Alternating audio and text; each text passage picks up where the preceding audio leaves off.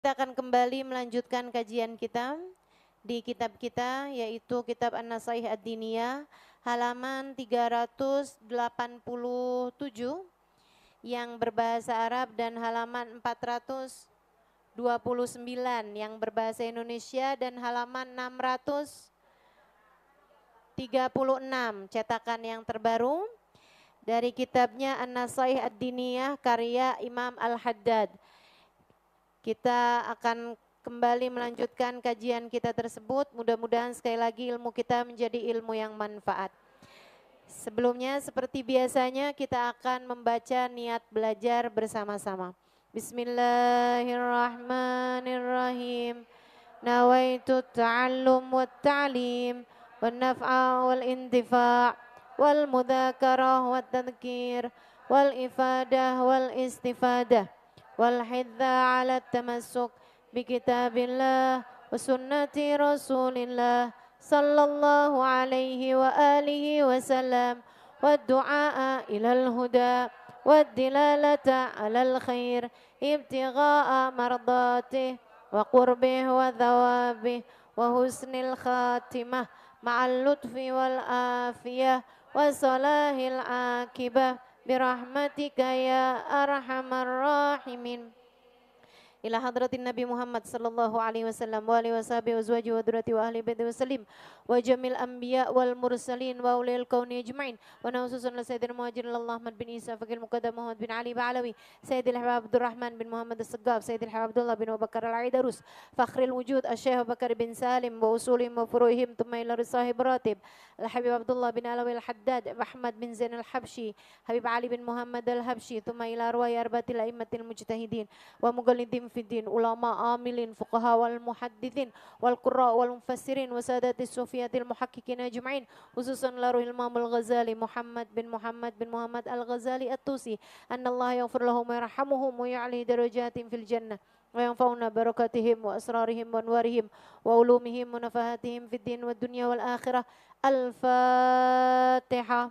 Berkata Imamul Haddad radhiyallahu taala anhu warḍah, dan semoga Allah Subhanahu wa taala meridhai beliau dan meridhai kita sebagai orang-orang yang mempelajari ilmu beliau.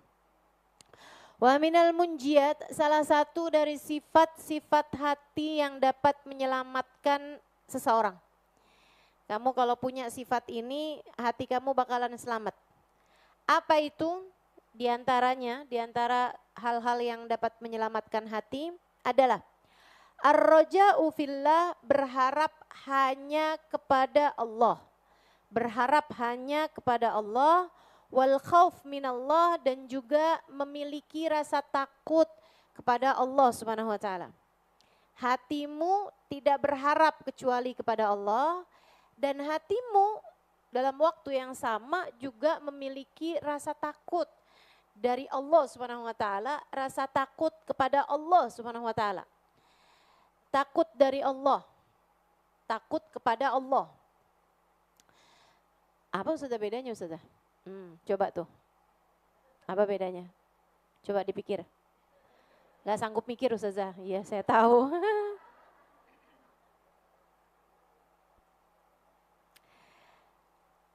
Takut dari Allah itu kayak semacam kamu takut dari sesuatu yang berbahaya.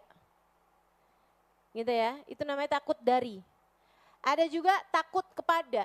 Takut kepada itu takut orangnya marah sama kamu, takut seseorang itu, kamu takut aja sama dia gitu. Misalnya kamu takut sama orang tua kamu, itu takut dari apa takut kepada? Takut kepada. Tapi kalau misalnya kamu takut keracunan,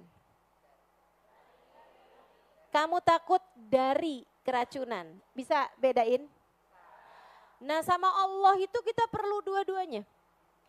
Kita takut kepada Allah Subhanahu wa taala sebagai zat yang maha agung, yang kalau murka dia bisa menghabisi kita, mencelakakan kita.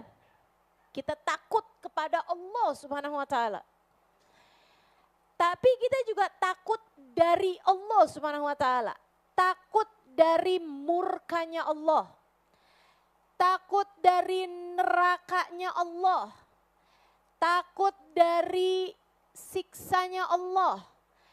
Takut dari ancaman yang Allah Subhanahu wa taala berikan kepada kita. Kita takut dari hal-hal semua itu karena kita tahu itu adalah miliknya Allah Subhanahu wa taala. Khauf minallah. Kalau takut kepada Allah, khaufullah. Kalau takut dari Allah, khauf minallah. Khauf minallah. Gitu ya. Nah, makanya di sini sebut nih, ar-raja'u fillah, berharap hanya kepada Allah, dan juga wal khaufu minallah, memiliki rasa takut kepada takut dari Allah Subhanahu wa taala. Takut dari azabnya Allah, takut dari murkanya Allah dan seterusnya. War-raja' wal khauf minal maqamatis syarifah. Rasa hatimu berharap kepada Allah, berharap cintanya Allah, berharap ridhonya Allah, berharap dari surganya Allah, berharap dari kebahagiaan Allah SWT berikan kepada kita. Wal khauf, dan juga memiliki rasa takut kepada Allah SWT, takut dari Allah SWT, minal maqamatis syarifah, adalah merupakan salah satu dari derajat-derajat mulia di sisinya. Itu maqam, itu derajat. Ada orang hatinya nggak pernah ngarep sama orang, harapannya cuma sama Allah, itu derajat. Itu kelas, teman-teman. Kelas tuh. Kalau ada orang hatinya nih nggak pernah ngarep dari orang. Dia nggak ngarep bahkan dari suaminya. Dia nggak ngarep dari orang tuanya. Dia nggak ngarep dari anak-anaknya. Dia nggak ngarep dari gurunya, dari muridnya. Misalnya kalau dia punya murid, dia nggak ngarep dari teman-temannya, dia nggak ngarep, dia nggak kepengen, dia nggak ngarep, nggak punya harapan sama temennya. Mudah-mudahan nih teman saya nih ngutangin nih hari ini, nggak ngarep dia. Bahkan dalam kondisi dia kekurangan, dia tetap nggak ngarep. Kalau dia dagang, dia nggak ngarep. Pembeli banyak nih hari ini, dia nggak ngarep dari pembeli, dia nggak ngarep. Dia nggak ngarep dari orang-orang membeli dagangannya, enggak. Dia nggak punya pengharapan dari siapapun. Kalau dia seorang pegawai, dia nggak ngarep bahwa atasannya akan ngasih dia bonus misalnya, nggak ada harapan. Tidak memiliki pengharapan kepada manusia. Itu punya rasa hati kayak begitu, minal maqamat asyarifah. Itu kelas, teman-teman, itu kelas. Itu derajat yang tinggi, derajat yang luhur. Karena seperti yang saya sampaikan di pertemuan yang lalu, seukuran dengan harapanmu terhadap seseorang, seukuran itu pula lah kemungkinan kecewamu. Kecewa itu ya segaris lurus, seimbang sama harapan, bukan seimbang sama kenyataan. Ini saya ajarin nih ilmunya nih, ilmu hidup nih teman-teman. Ilmu yang kayak beginian nih, yang mesti kamu tuntut, mesti kamu cari, minal lahdi ilal lahdi, dari buayan sampai liang lahat. Yang enggak ada lulusnya tuh ilmu kayak beginian nih, ilmu kehidupan. Ilmu kehidupan. Teman-teman sekalian, kamu kalau pelajarin ilmu matematika ada ujungnya. Kamu kalau pelajari ilmu kedokteran ada ujungnya, ada garis finishnya. Kamu kalau pelajarin ilmu perbintangan ada ujungnya. Kamu pelajari ilmu sihir ada ujungnya. Kamu pelajari ilmu pelet misalnya gitu, ada ujungnya. ada kualitas yang membuat kamu itu ada tahapan, tingkatan yang membuat kamu itu layak disebut dengan istilah pakar. Begitu kan ya? Profesor gitu. Tapi ilmu yang kayak beginian nih enggak ada, teman-teman. Kita harus belajar barengan sama kehidupan. Jalan terus, jatuh lagi, belajar jalan lagi. Periksa lagi hidup kita. Oh, nih dia nih yang salah, belajar lagi. Kan begitu? Ini ilmu yang kayak begini nih, ilmu ngaca, teman-teman. Nggak ada ceritanya kita udah selesai nih, saya ngaca nih, udah nih. Jadi besok-besok nggak perlu ngaca lagi, ada yang begitu? Udah lulus nih saya urusan ngaca nih, besok nggak pengen ngaca lagi. Nggak ada ceritanya. Setiap hari kamu perlu berkaca untuk kamu memperbaiki diri kamu. Sedikit. Mudah-mudahan nggak nyampe mati kecuali kita udah bener. Amin. Saat datang kematian, mudah-mudahan kita sudah jadi hamba Allah yang solehah. Amin.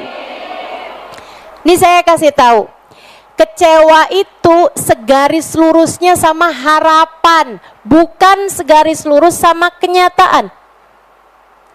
Kamu jangan mikiri orang kalau miskin, misalnya sakit, misalnya lemah, misalnya sudah pasti hidupnya penuh dengan kekecewaan. Enggak, belum tentu.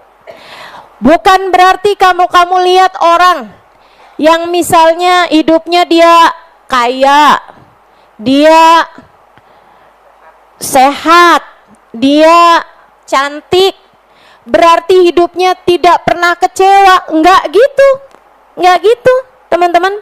Coba kamu ngaca.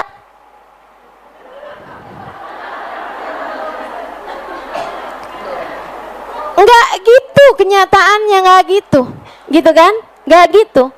Karena yang namanya kenyataan itu tidak segaris lurus sama kekecewaan. Kekecewaan itu segaris lurusnya sama harapan. Semakin besar kamu berharap, semakin besar pula lah kamu akan kecewa. Ketika harapan terjadi tak sesuai, ketika kenyataan terjadi tak sesuai dengan harapan.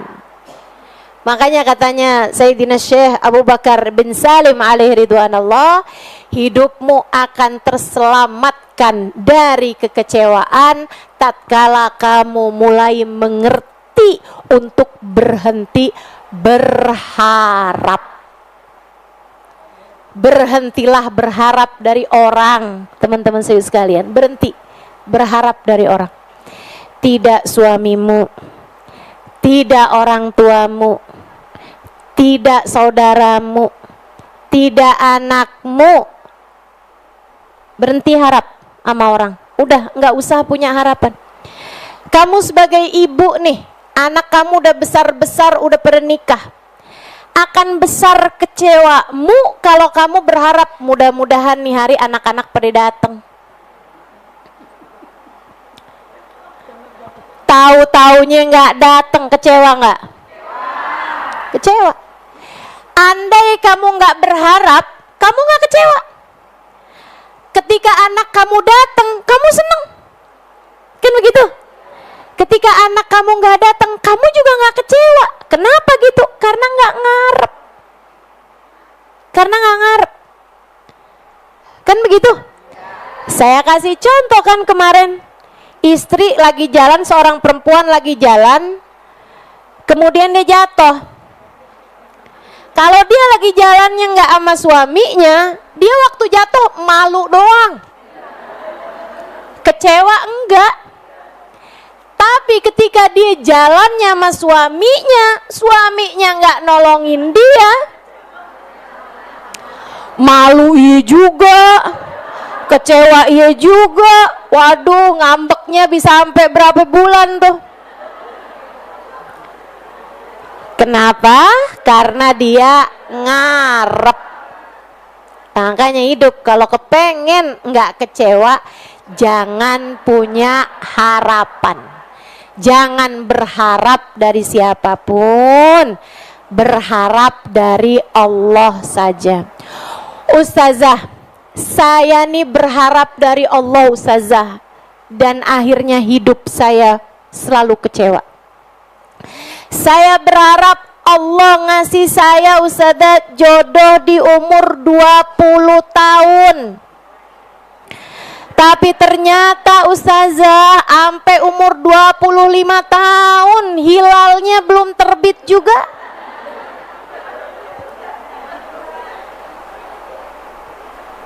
Saya kecewa. Ada yang nyaut bener katanya. Pengalaman hidupmu bagaimana nih? Habis itu saya nikah Ustazah. Saya berharap Allah ngasih saya jodoh itu Ustazah yang pinter, yang kaya, yang setia. Pinter kayaknya nggak masuk kok ya. Nggak ya, nggak perlu ya. Saya berharap suami saya tuh kaya, setia, soleh Ustazah.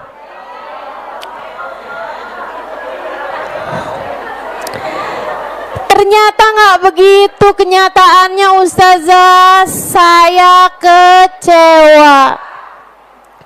Saya berharap habisnya nikah tuh Ustazah saya punya anak Ustazah. Saya tungguin setahun, 2 tahun, 3 tahun. Sampai sekarang 24 tahun. Lagi cerita siapa nih?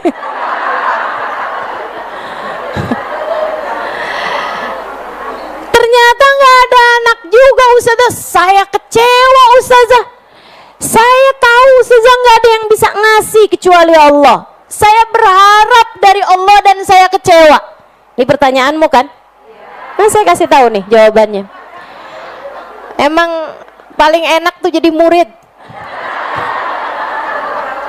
Nggak perlu mikir. Pertanyaan dijawab semua gitu kan. Yang repot yang jadi gurunya. Kerjaannya mikir mulu. Ini sampai tensi nggak turun-turun.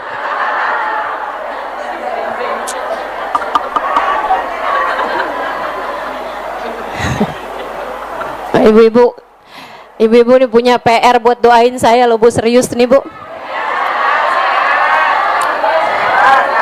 Ustazah baru aja dibilangin, Ustazah nggak boleh ngarep.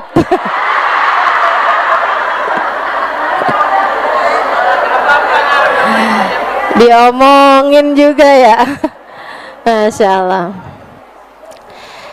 Teman-teman sekalian saya muliakan, saya berharap dari Allah Ustazah dan saya berulang kali kecewa. Saya kasih tahu, yang mengecewakan kamu tuh bukan Allah. Kamu dikecewakan oleh harapan-harapanmu sendiri. Karena Allah tuh nggak ngasih sesuai dengan harapanmu. Allah itu ngasih sesuai dengan keperluanmu. Dan Allah yang tahu. Makanya sering saya bilang, kalau kamu nggak dikasih, barangkali karena Allah tahu kamu sebenarnya nggak perlu. Saya kasih tahu jawabannya. Kamu tuh nggak dikecewain sama Allah. Allah nggak pernah mengecewakan kamu. Allah itu ngasih keperluan kamu. Kamu aja yang mikir bahwa kamu perlu itu, padahal enggak.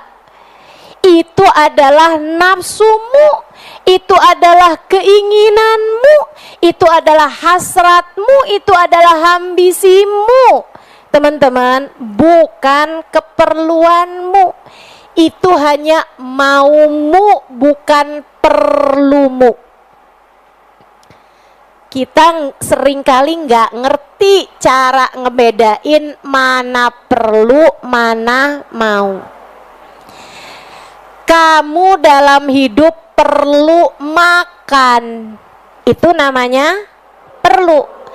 Tapi masalah hari ini sate ayam, nanti sore bakso, nanti malam martabak. Itu namanya mau, bukan perlu. Jelas? Kamu perlu baju tapi biru, merah, ungu, begitu kan? Model ini, model itu, merek ini, merek itu namanya bukan perlu tapi jelas? Jelas? Itu. Jadi Allah tidak pernah mengecewakan kita, teman-teman. Allah tidak pernah mengecewakan kita. Allah memberi sesuai dengan perlumu, bukan sesuai dengan maumu. Ustazah, saya doa minta kaya. Tuh, ayo. Mau apa perlu itu? Mau. Mau. Ustazah, saya doa minta sehat. Itu perlu apa mau? Itu mau kita. Karena terkadang sakit itu adalah apa yang kamu perlukan. Kadang-kadang kita perlu sakit, teman-teman. Betul nggak? Kamu nggak tahu nikmatnya sehat kalau sebelumnya kamu nggak dikasih sakit. Saya kalau nggak dikasih sakit beberapa tahun lalu, saya nggak tahu perlunya menjaga kesehatan. Saya nggak tahu perlunya menjaga tulang. Saya nggak ngerti. Tapi ketika habis dikasih sakit, oh baru saya paham. Baiklah kalau gitu. Saya perlu olahraga. Saya perlu jaga makan. Kan begitu. Saya perlu untuk memperbaiki pola hidup gitu. Sebagai bagian dari rasa syukur kita kepada nikmat yang Allah SWT telah berikan kepada kita. Bagian dari itu semuanya gitu. Jadi sehat itu perlu apa mau? Mau. Kita mau sehat. Kan begitu? Tetap juga nih ibu-ibu perlu, pokoknya perlu ustazah. Maksa ya. Nah, itu kemauan kita. Jadi sesekali kan Allah boleh dong ngasih kita sakit. Iya. Jadi Allah itu memberi kita apa yang kita perlu, bukan apa yang kita mau. Aku berdoa minta agar bungaku tumbuh. Allah tidak menumbuhkan bunga. Allah malah menurunkan hujan dengan petir yang menyambar dan suara gemuruh geledek. Jadi nggak enak gini ya bahasanya.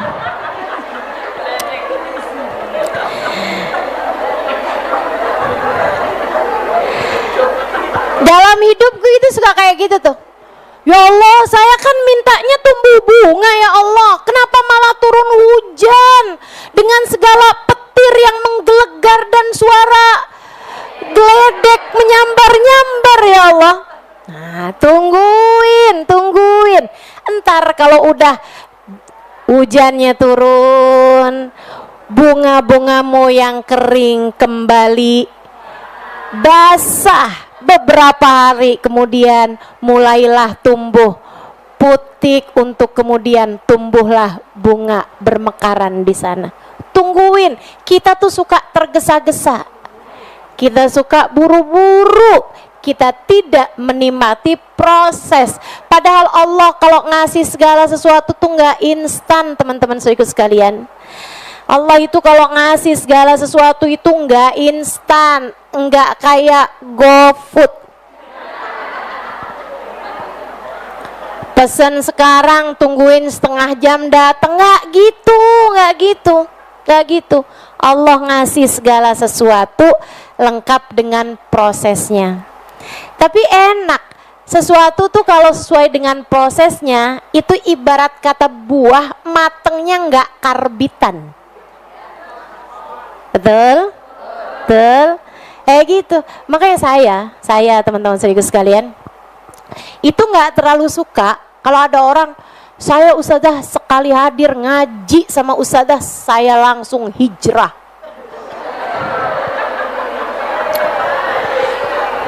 Saya langsung solehah. Malamnya saya langsung tahajud berjam-jam ustazah. Wah, saya langsung jadi baik ustazah. Saya malah curiga nih ngaji yang mana nih dia nih. Enggak kayak gitu teman-teman sekalian, enggak kayak gitu. Hidayah Allah itu gerimis. Gerimis tuh ya, seringkali itu datang halus banget. Kita tuh nggak sadar, tahu-tahu kebasahan gitu. Tahu-tahu adem, tahu-tahu enak gitu kan. Kayak gitu tuh yang namanya hidayah, dan saya lebih percaya itu. Ngaji pelan-pelan, belajarnya pelan-pelan. Kita baru berasanya tuh kayak, ya Allah dulu tuh ya kerjaan saya tukang ngomelin suami mulu. Alhamdulillah bis ngaji sering-sering gitu kan. Sekarang udah jauh berkurang, ngomelnya cuman pas lagi tanggal tua doang. Masih tetap ada ngomelnya juga. Itu yang namanya gerimis hidayah tuh, kayak begitu tuh, insya Allah. Jadi sekali lagi kita tidak dikecewakan oleh Allah Subhanahu Wa Taala. Allah tidak pernah mengecewakan kita. Kita selama ini hanya dikecewakan oleh harapan, angan-angan kita sendiri. Harapan dan angan-angan kita sendiri. Karena Allah tidak memberi apa yang kita mau, Allah memberi apa yang kita perlu. Jadi kalau nggak dikasih, ya emang Allah tahu kamu tidak seperlu itu. Ustazah, saya sampai sekarang belum dapat jodoh. Nah, Allah tahu kamu tidak seperlu itu.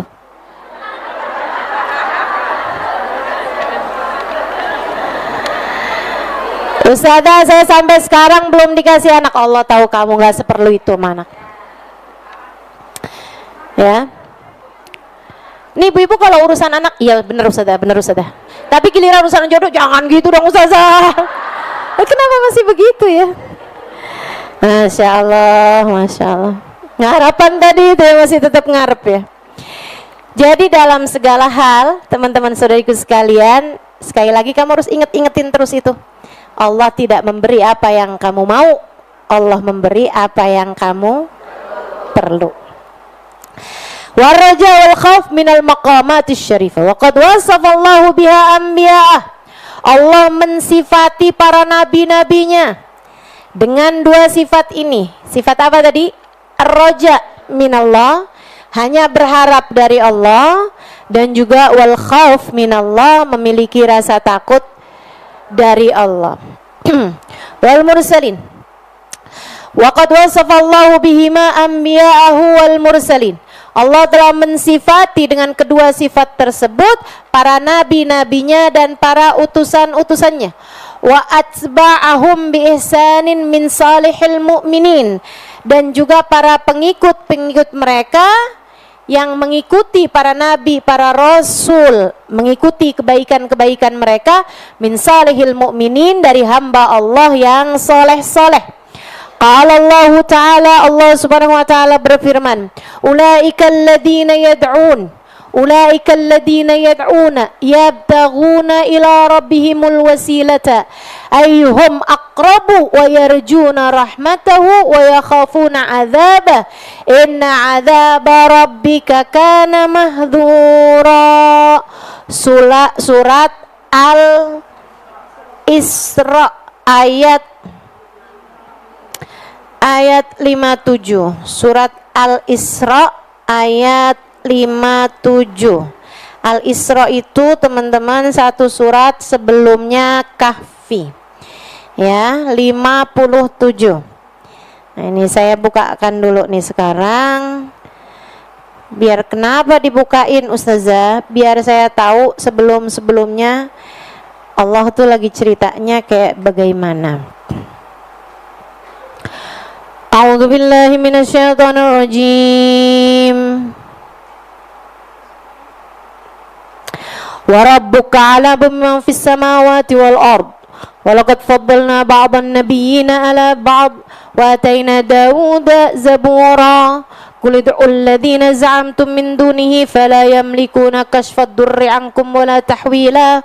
Ulaika alladhina yad'una yabtaghuna ila rabbihimul wasilata ayyuhum aqrabu wa yarjuna rahmatahu wa yakhafuna 'adzabah. Inna 'adzaba rabbika kana mahdhura. Kata Allah Subhanahu wa taala, "Wa rabbuka 'alamu man fis samawati wal ard." Allah tahu siapa yang ada di langit, Allah tahu siapa yang ada di bumi. Kamu ada di langit apa di bumi? Mudah-mudahan hatinya di langit. Ada hamba-hamba Allah Subhanahu wa taala, badannya di bumi tapi hatinya di langit Allah Subhanahu wa taala. Dia enggak hidup sama orang.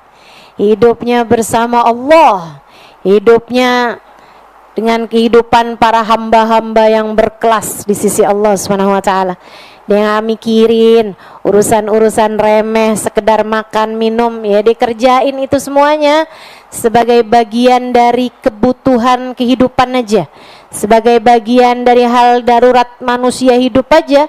Tapi pikirannya nggak hanya urusan-urusan itu. Pikirannya adalah tentang keridhaan Allah, tentang surganya Allah, tentang azabnya Allah, tentang kebersamaan dengan para nabi-nabinya Allah. Walaupun dia hidup di bumi, tapi hatinya di langitnya Allah Subhanahu wa taala. Wa laqad faddalna ba'dhan nabiyyina 'ala ba'd. Allah Subhanahu wa taala telah memuliakan sebagian nabi di atas sebagian yang lain. Jadi para nabi aja beda kelas. Allah yang bilang semuanya nabi, semuanya mulia. Tapi bahkan kemuliaan itu pun juga tetap ada kelas-kelasnya. Jadi sekalian, sama kayak orang dikasih rezeki dunia juga beda-beda kan kelasnya.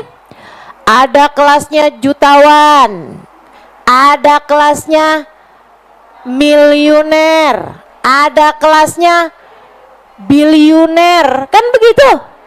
Betul nggak? Itu orang dunia aja ada kelas-kelasnya kayak begitu. Orang yang dikasih rezekinya dikit aja, itu juga ada kelas-kelasnya. Ada beda antara kelasnya orang fakir sama kelasnya orang miskin. Dibedain. Dua-duanya sama-sama dizakatin.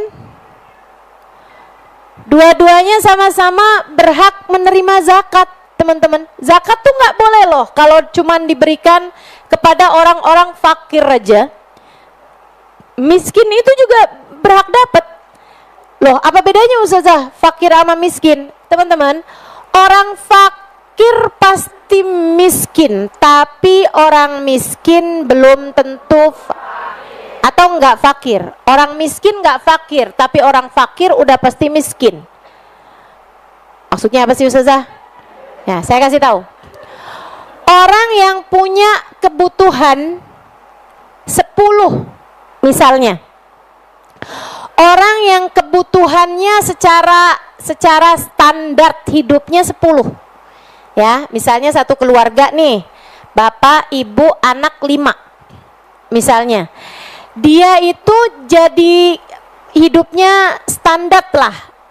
Enak hidupnya gitu ya. Enggak enak, tapi maksudnya cukup. Nah, cukup kehidupannya gitu ya. Kalau mereka itu punya kebutuhan uang dalam satu bulan itu misalnya 5 juta. Kalau punya 5 juta untuk satu bulan itu mereka hidup cukup. nggak berlebihan tapi cukup, gitu kan? Nah, orang yang miskin adalah orang yang dari kebutuhannya 5 juta, dia punya di atas 2,5 juta.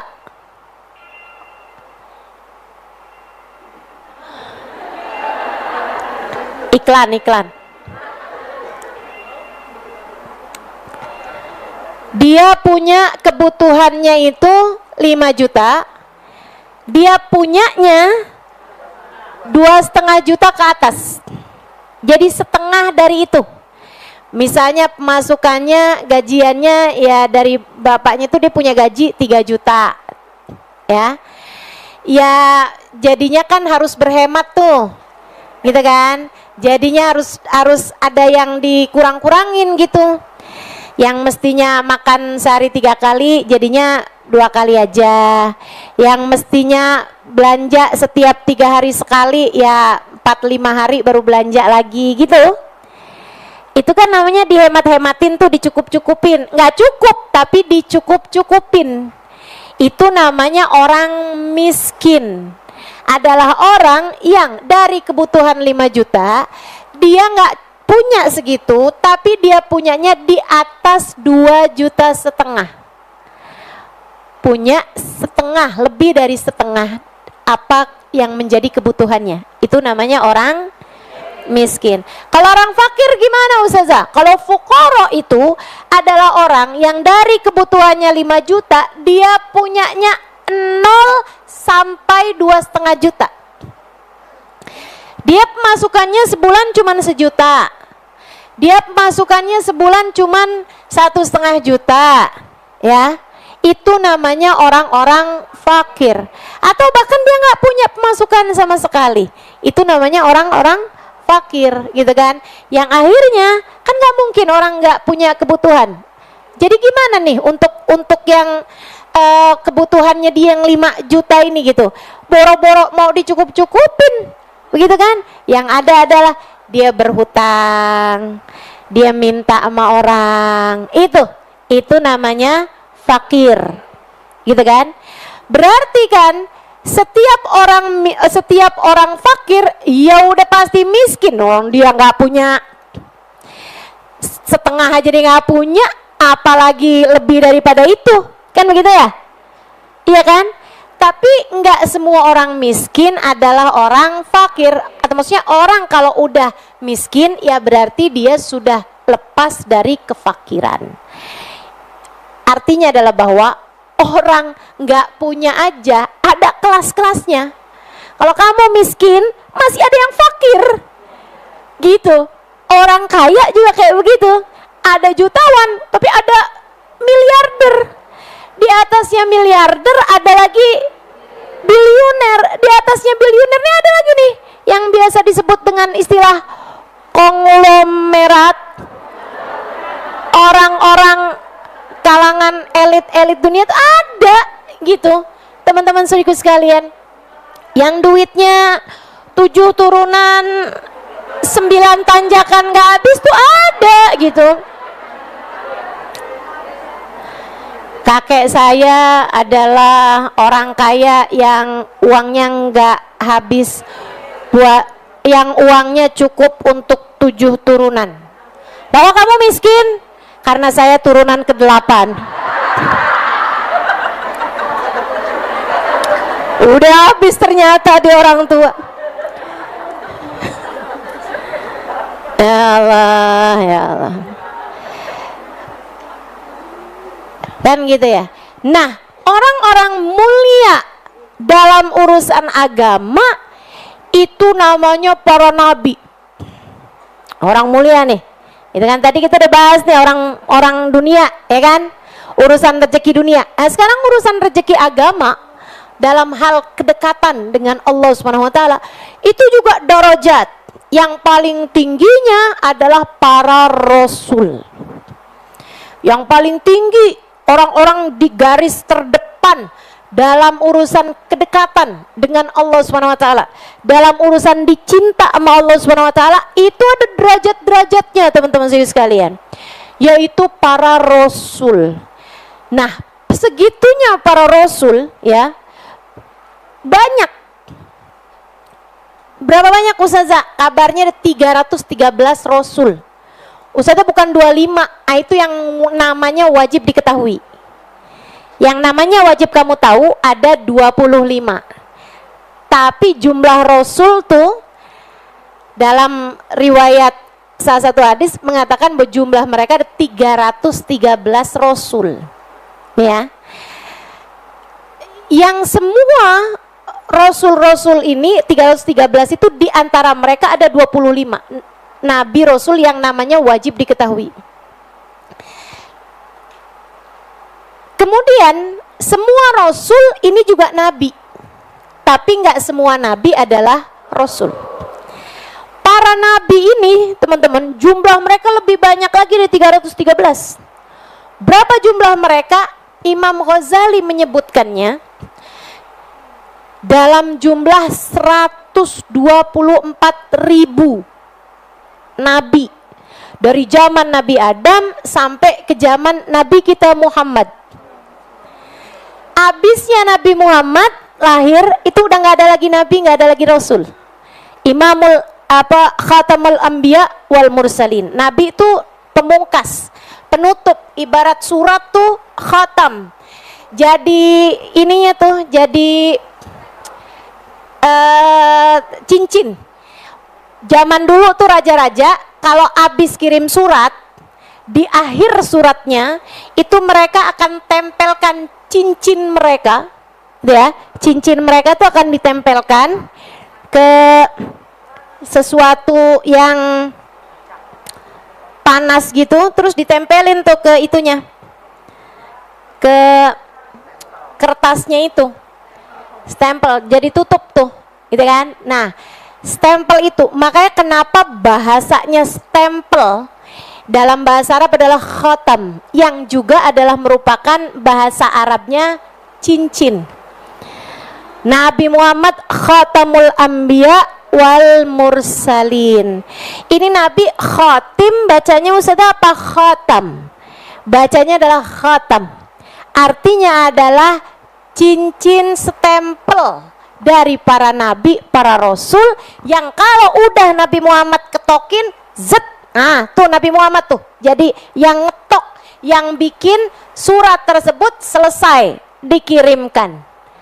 Itu nabi pemungkas, akhir, stempel, bagian paling akhir dari risalah yang Allah SWT berikan kepada para hamba-hambanya di atas muka bumi ini. Akhirnya tuh Nabi Muhammad. Jadi abisnya Nabi Muhammad nggak ada nabi, nggak ada rasul.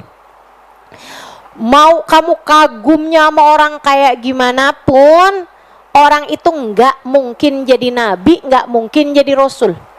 Mau orang sepinter apapun, dia adalah orang yang tersesat ketika dia mengatakan bahwa dia adalah seorang nabi. Mau pinternya kayak gimana orang itu, apalagi cuman sekedar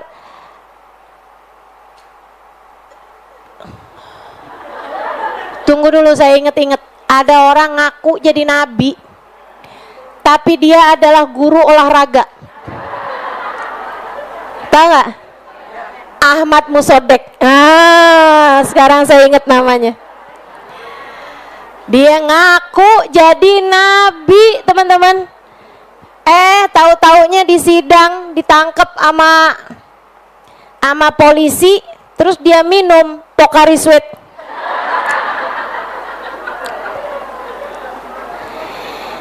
Ya ampun. Dia tanyain, haus Pak? Iya. Bapak mau disiapkan apa Pak? Pocari Sweat. Nabinya kurang ion.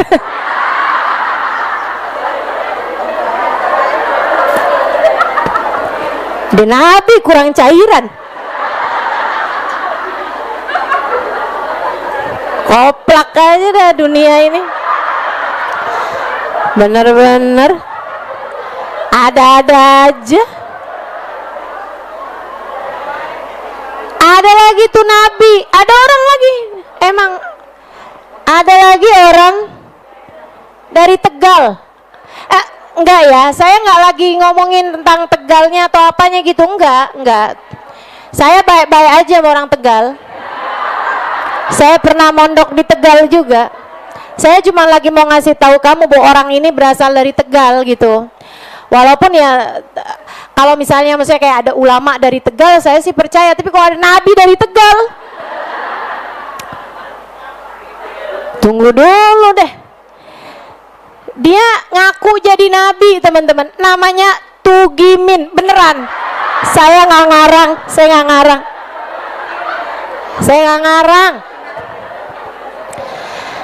Namanya Tugimin. Ya Allah, itu nama ya. Jangan kata jadi nabi, jadi ulama aja nggak resep.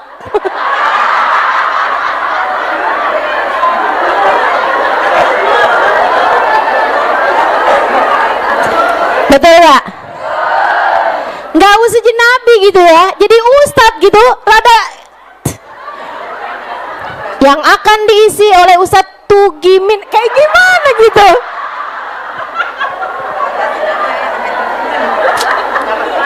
Beneran dah. Ya Allah. Kalau nama saya udah cocok kan jadi ustazah.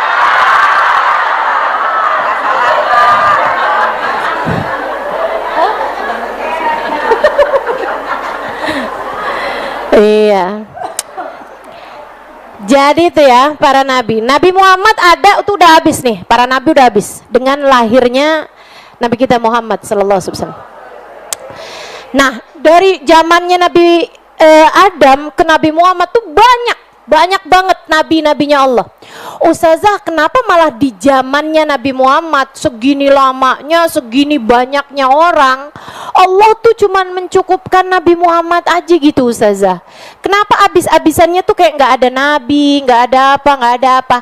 Karena teman-teman sekalian, walaupun bumi ini menjadi membesar, ya, dalam arti ya, buminya nggak membesar, maksudnya masyarakatnya kan bertambah, umatnya ini bertambah, negaranya bertambah gitu kan ya.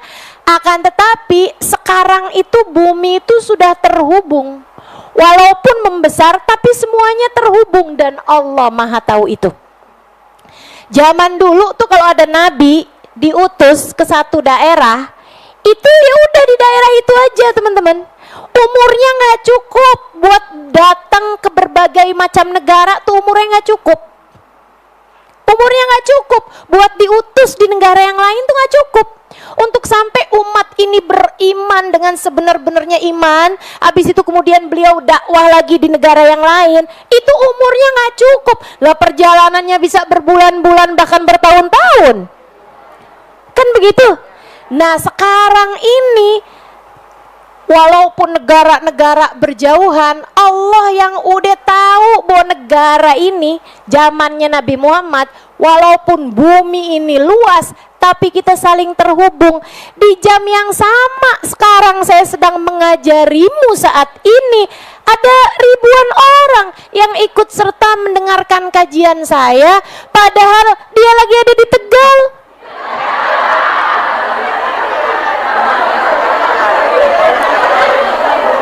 Dia lagi ada di Madura, dia lagi ada di Kalimantan, dia lagi ada di Sulawesi, iya kan? Jadi walaupun besar, walaupun masyarakatnya tambah banyak, negerinya tambah luas, akan tetapi pada hakikatnya semuanya sedang saling mendekat. Karenanya cukup Sayyiduna Muhammad.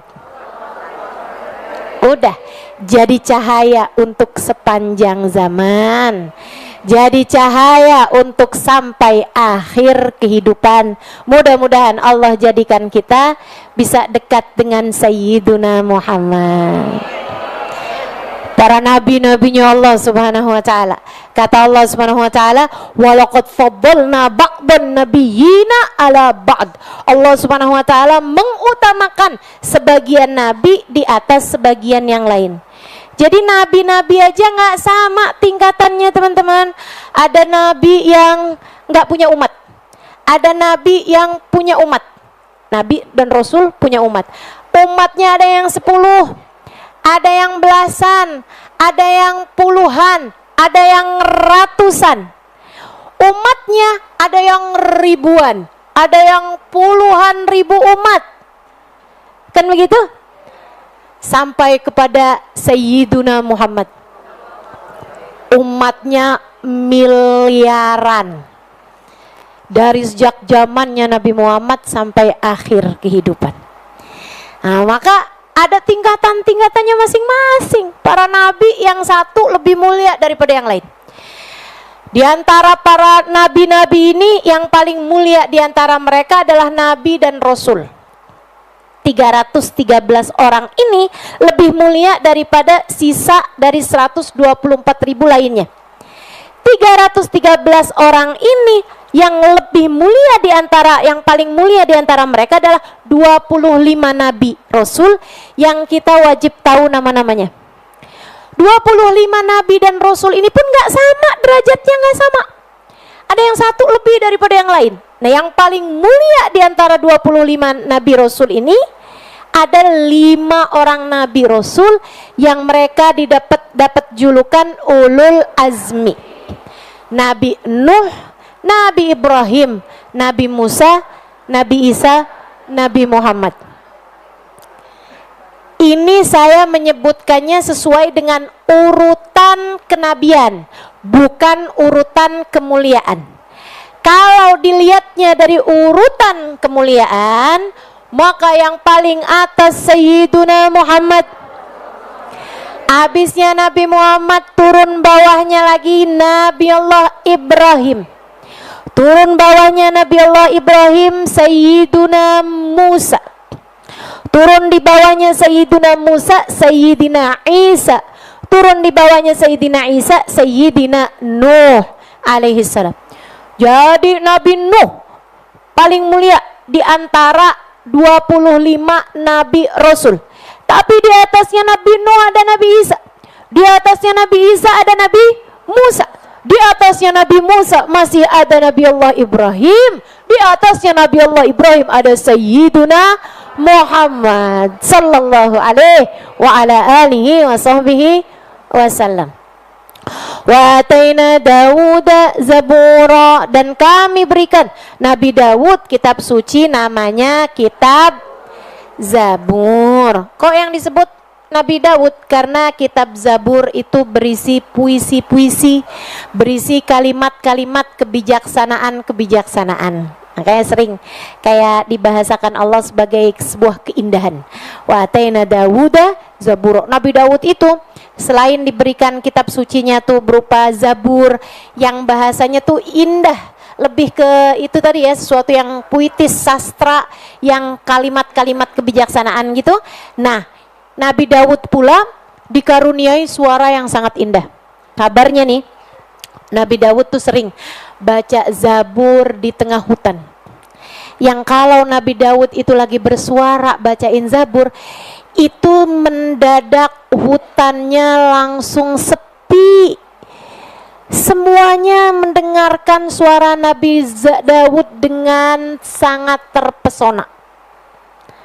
Mereka terpesona dengan keindahan suaranya Nabi Daud alaihi salam, sampai membuat burung-burung yang berkicau berhenti dari kicauannya karena minder sama suara indahnya Nabi Daud. Mudah-mudahan kapan waktu Allah perdengarkan kepada kita suara indahnya Nabi Daud. Perlu nih kita doa nih Ustazah. Perlu apa mau nih Ustazah kita doa nih? Menurut saya perlu. Kenapa? Nah, saya kasih tahu. Kamu nih kan nggak ngerti nih mana keperluan mana kemauan. Saya merasa perlu doa kayak begitu. Sesudah saya tahu bahwasanya orang kalau ada di surga nanti Nabi Daud bakalan baca Al-Quran. Itu salah satu dari hiburan surga, teman-teman, adalah Nabi Daud akan membaca Al-Quran. Indah suaranya. Gimana? Kamu mau apa kamu perlu? Kita perlu buat masuk surga, bukan? Makanya kita perlu, ya Allah, perdengarkan kepada kami suaranya Nabi Daud ketika membacakan salah satu dari surat Al-Quran, sedangkan kami berada di surgamu ya Allah, dan Engkau ridho kepada kami. Amin ya Rabbal. Qul ud'ul ladzina za'amtum min dunihi fala yamlikuna kashfa dhurri ankum wala tahwila. Katakanlah wahai Muhammad, panggillah mereka yang kamu anggap sebagai Tuhan selain Allah. Mereka tidak akan kuasa untuk menghilangkan sedikit pun bahaya darimu, dan tidak pula mampu mengubahnya. Ini kan pada banyak nih orang-orang yang merasa bahwa fulan punya kekuasaan, Faltan punya kekuasaan. Waduh, kalau dia marah sama saya, bagaimana cara saya makan? Oh, suami saya ini harus saya jaga nih, jangan sampai dia begini begitu. Kalau suami saya marah, saya makannya dari mana? Wah, kamu harus jaga suamimu biar jangan sampai marah padamu. Itu betul, itu betul, teman-teman. Nggak boleh. Jaga hatinya biar nggak marah sama kamu. Itu betul. Jaga perasaannya, jangan sampai dia marah sama kamu, biarkan dia tetap ridho kepadamu. Itu betul, itu betul. Tapi bahwa alasannya, kalau suami saya marah, dari mana saya bisa makan? Itu salah. Karena yang ngasih makan sama kamu selama ini bukan suamimu, tapi Allah. Hati-hati, tempatkan semua sesuai dengan porsi. Jangan sampai ada sesiapapun memerankan posisi Tuhan dalam hidupmu itu. Karena seukuran dengan itu, maka kamu akan menjadi berharap sama orang tersebut. Kalau kamu udah menempatkan suamimu sebagai sang pemberi rejeki, nanti gede pengharapanmu kepadanya. Kalau besar pengharapanmu kepadanya, maka besar pula lah rasa yang bernama. Udah ngerti sekarang? Udah ngerti sekarang? Anak saya nih harus saya sekolahkan dengan benar, biar nanti kalau anak saya sekolah dengan benar, dia dapat gelar, dia dapat pekerjaan yang bagus. Biar nanti di masa tua saya, anak saya yang akan ngurusin saya. Nah, itu salah. Kalau misalnya kamu, anak saya harus saya sekolahkan biar dia nantinya bisa punya pemikiran yang bagus. Siapa tahu nantinya dia bisa punya kehidupan yang bermanfaat, sehingga kehidupan di dunianya menjadi lebih mudah. Itu benar, teman-teman saudara sekalian, itu benar. Iya kan? Orang kalau kepengen hidupnya mudah di dunia ini, ya memang caranya dengan ilmu. Man arada dunya fa'alaihi bil ilm. Siapa yang kepengen dunianya mudah, maka dia harus cari ilmunya. Saudara sekalian, tapi bahwa kalau nanti nih, kalau anak saya punya uang banyak, kalau anak saya pekerjaannya bagus, nanti dia yang akan ngurusin saya, nanti dia yang akan ngasih makan saya di masa tua saya. Saya kalau nggak ada dia, susah hidup saya. Itu pemikiran yang keliru. Salah kamu. Kamu sudah ada bahkan sebelum anakmu ada. Kamu sampai segini gedenya bahkan sebelum anak kamu ada, teman-teman. Anakmu nggak ngasih kamu makan, sebagaimana kamu juga nggak ngasih makan sama anak kamu. Urusan ngasih makan, ngasih rejeki itu adalah perannya Allah. Jangan sampai kamu biarkan sesiapapun menjalankan peran Tuhan dalam dirimu. Ingat ucapan saya, jangan sampai kamu membiarkan siapapun kamu posisikan untuk memerankan fungsinya Tuhan, perannya Tuhan dalam kehidupanmu itu. Dia bisa nyusahin hidup saya, nggak ada. Dianya nggak bisa huruf kecil. Yang bisa menyusahkan hidupmu hanya dia dengan huruf besar. Namanya Allah Subhanahu wa ta'ala. Dia bisa membahagiakan hidup saya, nggak bisa kalau D-nya kecil, nggak bisa. dia kecil ini nggak bisa cukup untuk membahagiakan hidupmu. Hidupmu ini kebahagiaannya hanya bergantung dengan dia, dengan D besar, namanya Allah. Namanya Allah. Nggak bisa Dodi, Dedi, nggak bisa. Apalagi sekedar duit, nggak bisa. Nggak bisa. D-nya nggak bisa kecil, ya.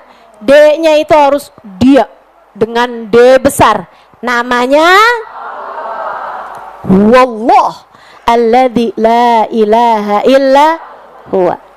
Setiap kali kamu perankan siapapun dalam perannya Allah, maka bersiap-siaplah hidupmu akan kecewa. Gak bisa. Gak bisa. Kebahagiaan saya bergantung sama dia. Enggak ada. Jangan menempatkan siapapun dalam peran-peran Tuhan dalam dirimu itu. Makanya sama Allah dibilangin, "Qul alladzina za'amtum min dunihi fala yamlikuna kashfad durri ankum wala tahwila." Bilang dah sama umatmu tuh, wahai Nabi Muhammad. Sama orang-orang tuh bilang, "Silakan panggil Tuhan-tuhan kalian." Panggil Tuhan-tuhan kalian. Tuhan-tuhan itu T-nya besar apa kecil tuh?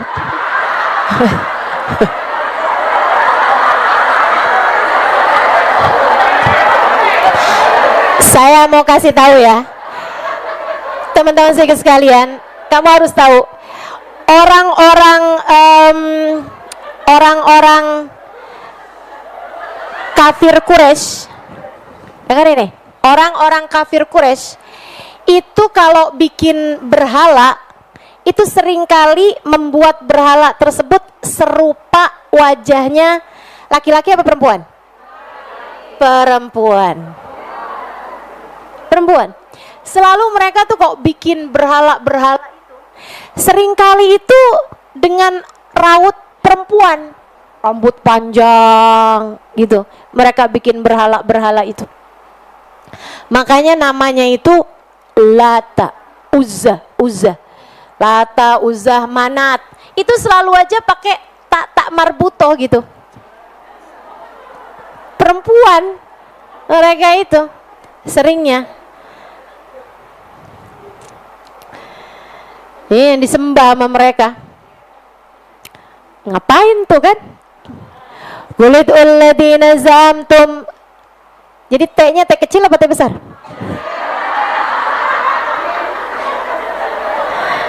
Tuhan ini ya, T-nya T kecil semua ini. Qulidul ladzina za'amtum min dunihi. Panggil Tuhan-Tuhan kalian ini selain Allah Subhanahu wa taala. Silakan panggil. Itu enggak punya apa-apa. Enggak bisa menguasai, enggak bisa menyingkap bahaya, enggak bisa ngangkat bahaya, enggak pula mengubah keadaan.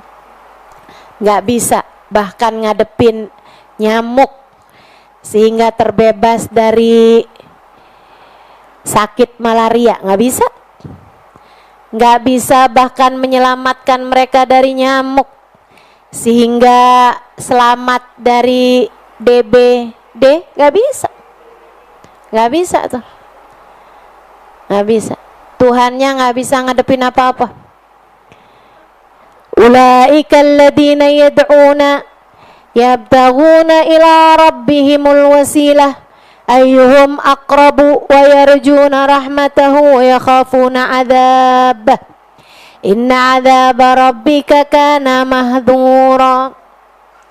Yang mereka seru tersebut, Tuhan-Tuhan yang mereka seru itu, yang mereka panggil, mereka sendiri mencari jalan kepada Tuhan.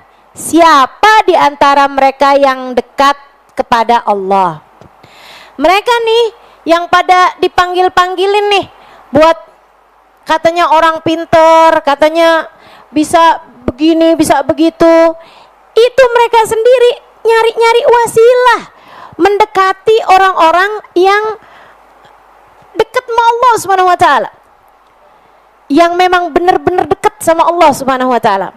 Nah, orang yang dekat sama Allah itu punya ciri-ciri. Siapa? Yarjuna rahmatahum wa yakhafuna adzabah. Orang yang dekat sama Allah, mereka adalah orang-orang yang yarjuna rahmatahu, tidak berharap selain rahmatnya Allah.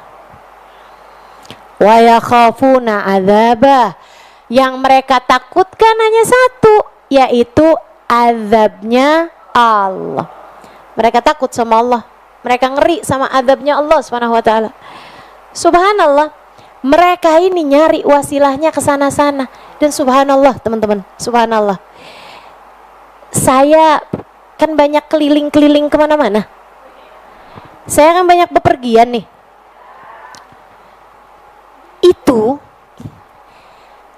ketika saya pergi ke berbagai macam negara, makom dari para wali, makom dari para nabi itu dijadikan sebagai wasilah, bahkan bukan hanya oleh orang Islam. Dijadikan sebagai perantara untuk berdoa, bukan hanya sama orang Islam. Bukan cuman sama orang Islam. Makamnya Nabi, makamnya wali, teman-teman.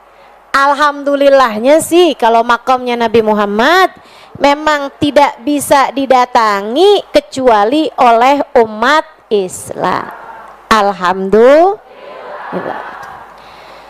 Tapi makamnya nabi-nabi yang lain itu didatangi bahkan sama orang-orang yang bahkan nggak nyembah Allah, yang bahkan nggak nyembah Allah. Saya datang ke makamnya Habib Nuh di Singapura. Teman-teman saya sekalian, satu hari saya liatin, ini yang ziarah kenapa banyak orang nggak pada pakai kerudung ya? Mukanya kayak ya ada oriental gitu kan, muka-muka Cina-Cina gitu. Saya tanya sama teman saya bilang itu boleh tuh nggak pada pakai kerudungan gitu kan di makamnya Habib Nuh? Dia bilang iya Ustazah, itu yang ziarah ke makamnya Habib Nuh bukan hanya orang Islam, tapi memang orang-orang Cina yang bukan beragama Islam ya, karena nggak semua Cina itu nggak Islam, ada juga kan yang Cina-Cina Muslim. Tapi itu orang-orang Cina yang nggak beragama Islam pun juga banyak yang berziarah ke sana, karena mereka merasakan bahwa doa di makam Habib Nuh adalah merupakan doa yang mustajab. Jadi mereka kalau ada urusan-urusan, ada hajat-hajat, mereka datang ke makamnya Habib Nuh. Mereka jadikan Habib Nuh sebagai perantara mereka kepada Tuhan, sebagai wasilah mereka kepada Tuhan. Teman-teman saya sekalian, ya ternyata walinya Allah juga yang jadi wasilah di atas muka bumi ini. Subhanallah. Teman-teman saya sekalian saya muliakan, saya pergi ke sebuah kota namanya Salalah di Oman. Saya sampai di sana, kebetulannya pas lagi saya sampai di sana, saya dengerin suara doa. Pas saya dengerin doanya, kok saya nggak kenal ya doanya ini? Karena biar bagaimanapun saya ini lama loh mondoknya. Kayaknya kalau kamu doa gitu kan, yang pakai bahasa Arab gitu, kayaknya doanya itu pasti bakalan familiar dah saya. Seapa-apanya gitu, ya kan? Apalagi kalau doanya teman-teman di sini ya. Udahlah, nggak jauh-jauh. Rabbana atina fid dunya hasanah wa qina adzabannar gitu kan. Jadi saya familiar pastinya gitu. Saya dengerin doanya kok kayak aneh banget nih. Pakai bahasa Arab sih, tapi kayak saya nggak bener-bener nggak kenal gitu sama doanya gitu. Jadi saya tanya sama mereka, saya bilang, yuk kita masuk ke situ ke makam ke makamnya Muhammad bin Ali Sahib Mirbat. Muhammad bin Ali Sahib Mirbat. Di kota Mirbat sana itu ya. Di tepatnya ya beberapa kilo dari kota Salalah. Saya bilang, ayo kita masuk. Ntar deh Ustazah, tungguin mereka keluar. Tungguin mereka bubar baru nanti kita masuk gitu. Saya bilang, kenapa gitu soalnya? Dia bilang, itu yang lagi doa bukan orang Islam. Oh gitu? Dia bilang iya, itu orang-orang Badui yang bahkan bukan Islam gitu. Mereka menyembah selain Allah. Saya bilang, nyembah apa mereka? Nyembah berhala. Jadi mereka menyembah berhala teman-teman. Dan mereka tetap datang juga ke makam Sayyidina Muhammad bin Ali Sahib Mirbat. Tahun lalu saya ada pergi ke Cina, tepatnya ke Guangzhou. Ya. Itu teman-teman, saya melihat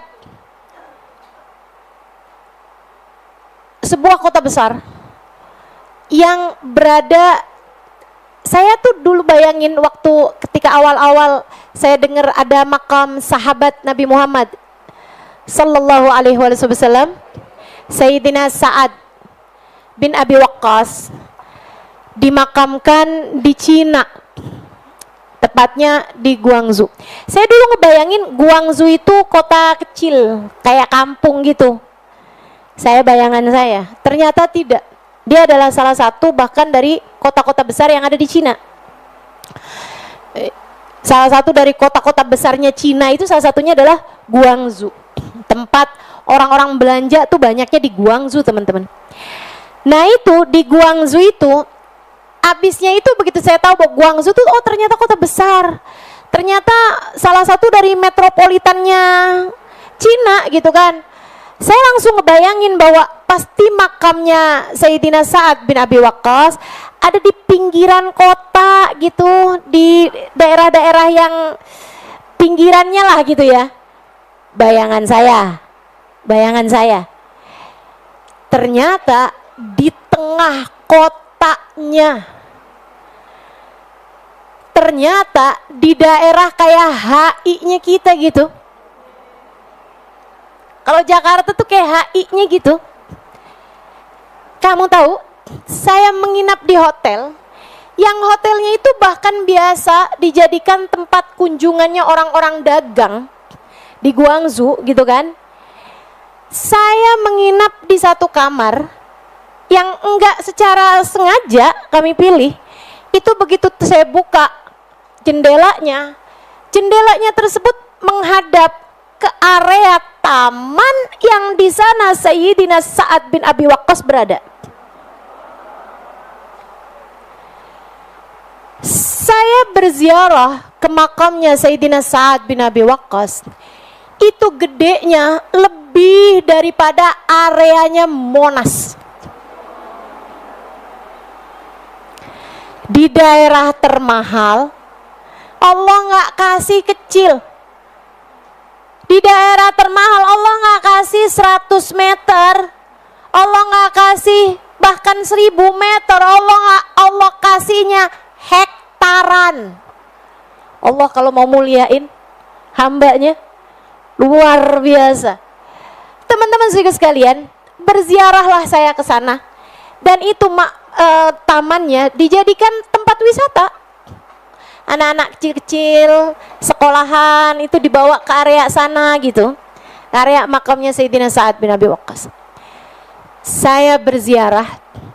Ternyata di sana ziarah kepada makamnya Sayyidina Sa'ad bin Abi Waqqas bukan hanya dipergiin sama orang-orang Islam.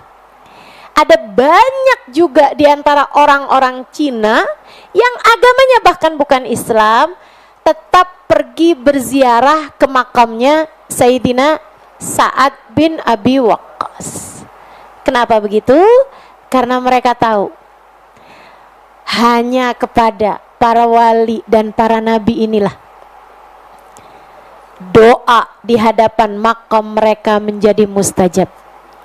Sebab mereka tahu para nabi, para wali itu adalah hamba-hamba yang dekat dengan Allah Subhanahu wa taala.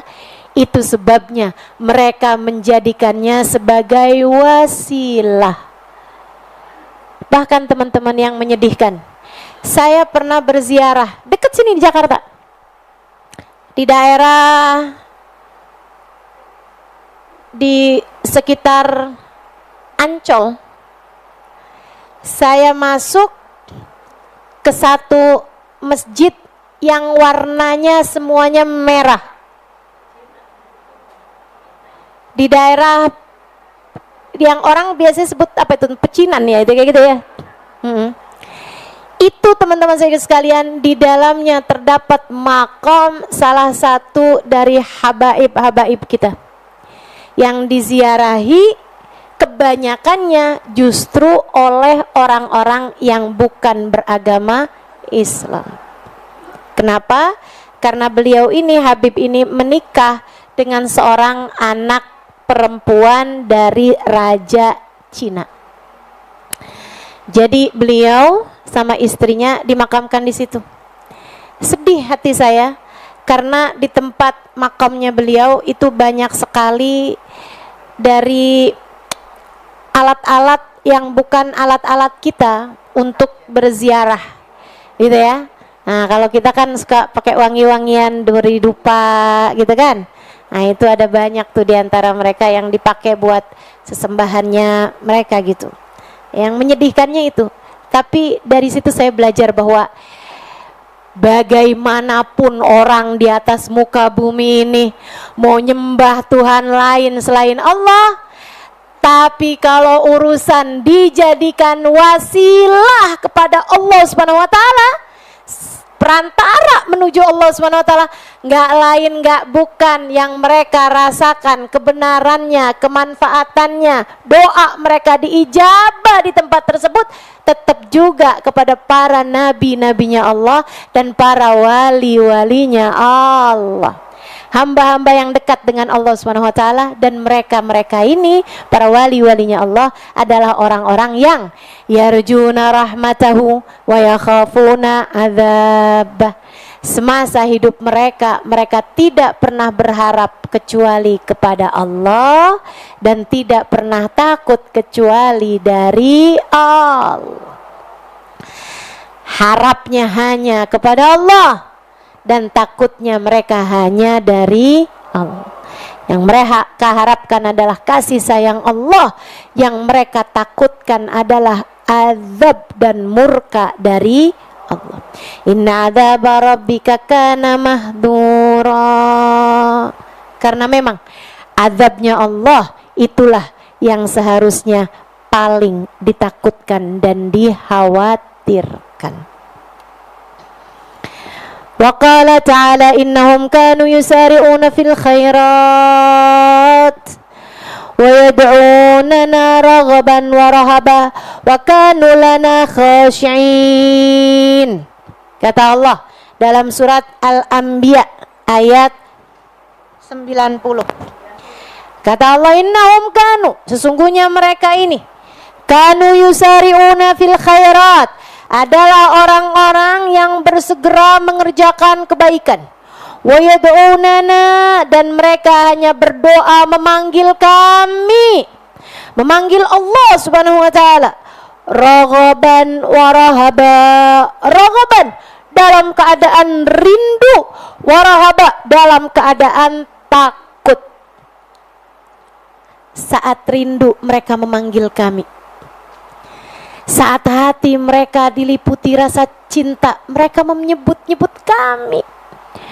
Warahaba, saat mereka takut, saat mereka panik, mereka pun juga hanya menyebut-nyebut nama kami, kata Allah. Hanya menyebut-nyebut namaku.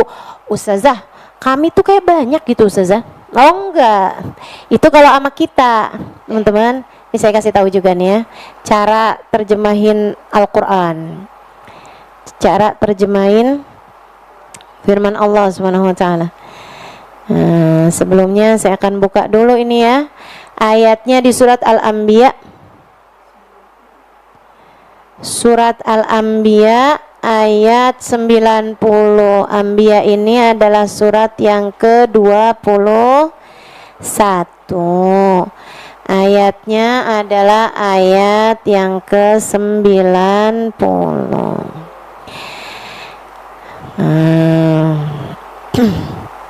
Allah lagi cerita tentang para nabi-nabinya.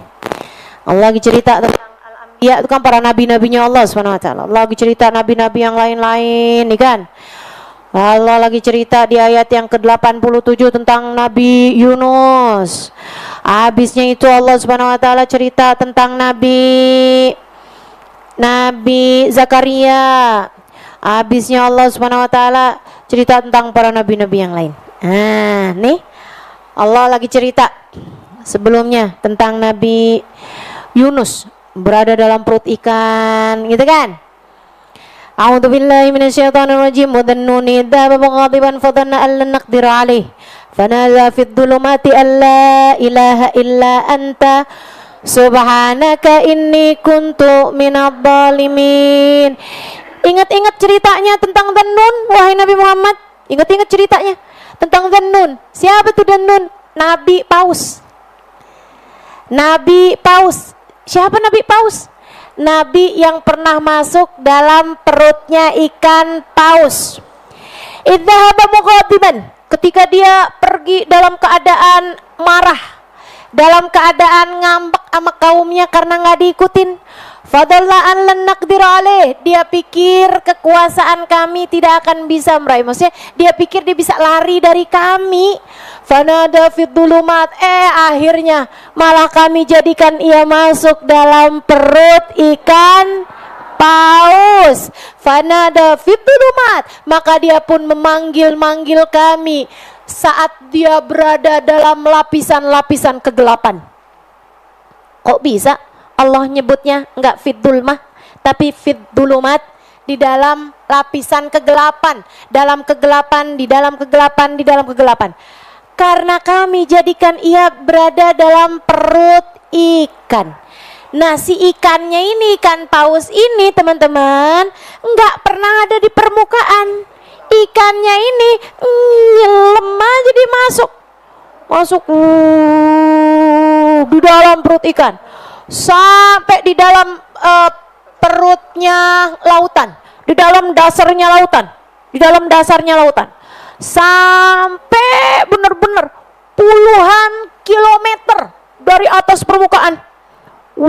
Puluhan kilometer dari dalamnya lautan, dalam sedalam-dalamnya teman-teman. Habis itu ikannya diem aja. Gimana nih sekarang? Aku jadikan ia dalam lapisan kegelapan, di dalam kegelapannya perut ikan, yang ikannya berada di dalam kegelapannya lautan. Dan di saat malam, lautan berada dalam kegelapan malam. Kegelapan itu kalau dilihatin gelapnya bumi di waktu malam, gelapnya lautan, dan di dalam dasarnya, kemudian di dalam perut ikan. Dia bersuara, la ilaha illa anta subhanaka inni kuntu minadh dhalimin.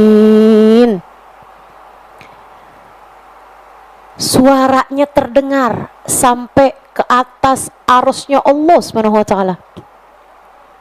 Kenapa bisa begitu?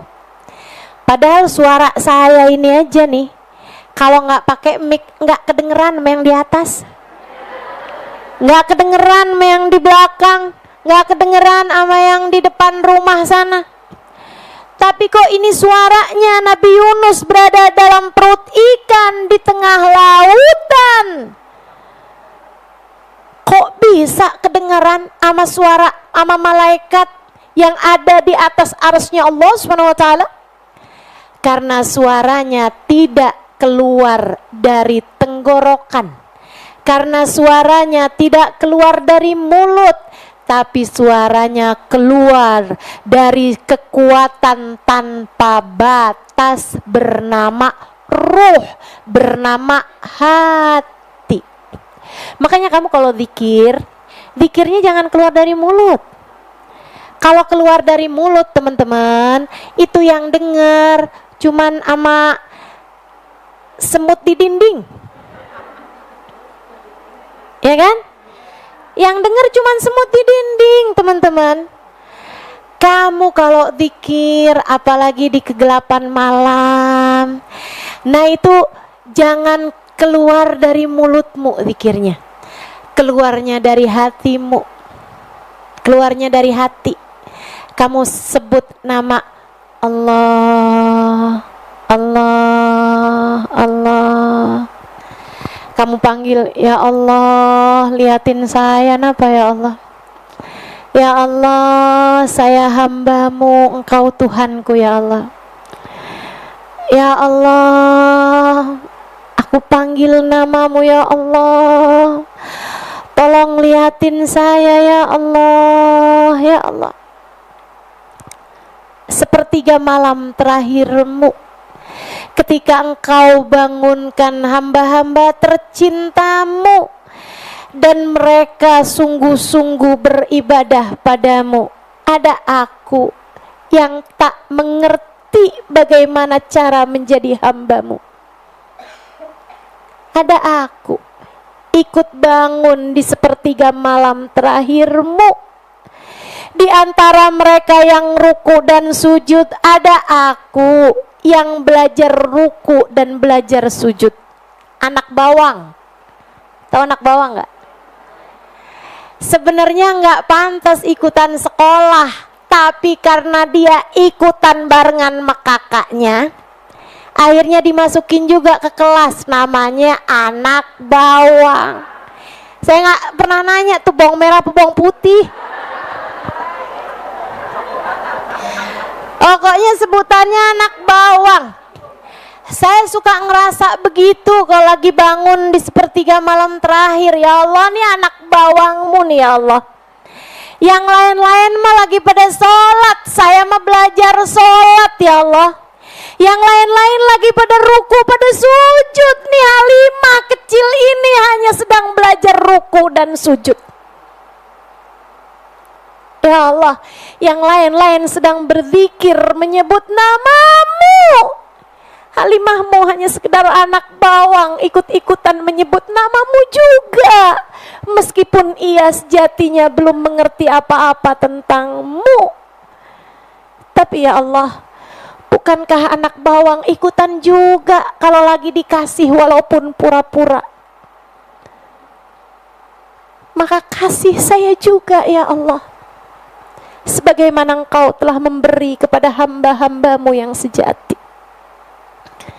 Berikan juga apa yang Kau beri kepada mereka ya Allah. Ya Allah, ya Allah. Saat Engkau memberi ampunan kepada hamba-hambamu yang sejati, berikan ampunanmu juga kepada anak bawang ini ya Allah.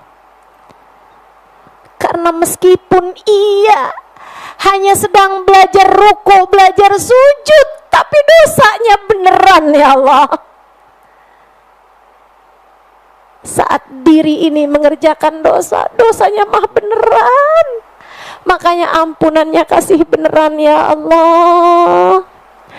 Saat hamba kecil ini punya keperluannya beneran ya Allah, maka sebagaimana Engkau memberi kepada mereka, berikan juga kepada hamba kecilmu ini ya Allah.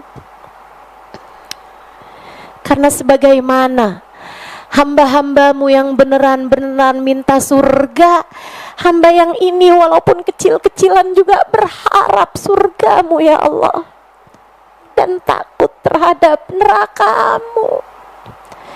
Dan sebagaimana hambamu yang beneran-beneran kepengen ketemu sama Nabi Muhammad, hambamu yang kecil-kecilan ini juga berharap bisa berjumpa dengan Sayyiduna Muhammad.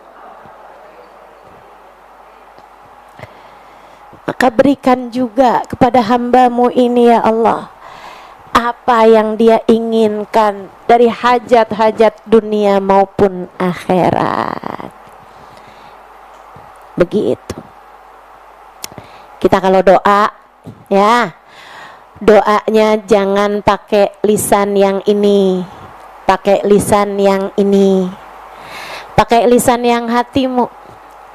Karena teman-teman, lisan yang ini nih pinter bohong. Lisan yang ini pinter bohong.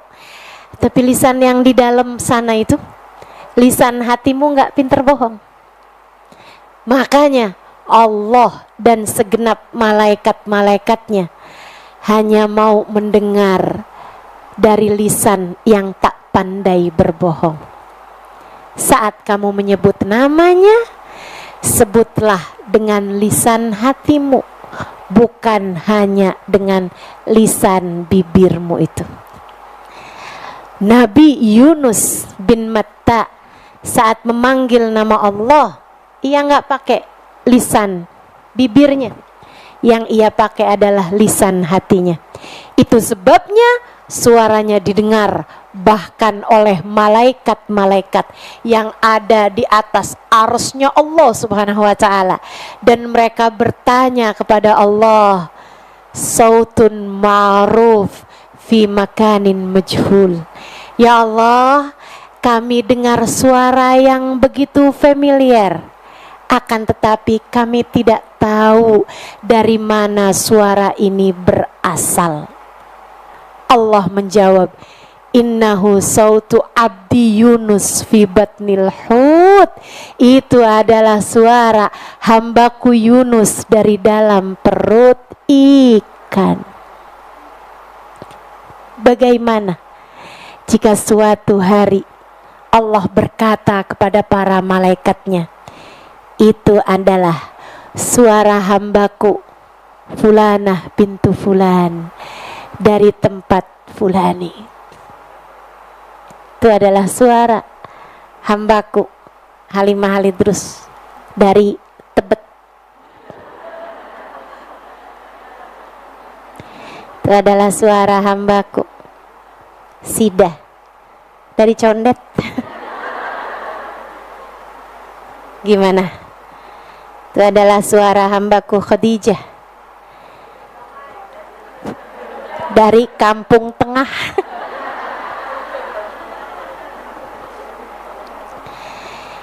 Ya Allah, ya Allah. Gitu ya. Allah kemudian cerita, fastajabna lahu, untuk doamu bisa didengar, kemudian diijabah, harus keluar dari lisan hati. Fastajabna lahu, maka kami pun ijabah dia. Wa najainahu minal gham. Ini ya teman-teman, penting bagimu untuk mempergunakan yang hati ini nih, karena saya nggak mau kamu nyeselnya di akhirat gitu.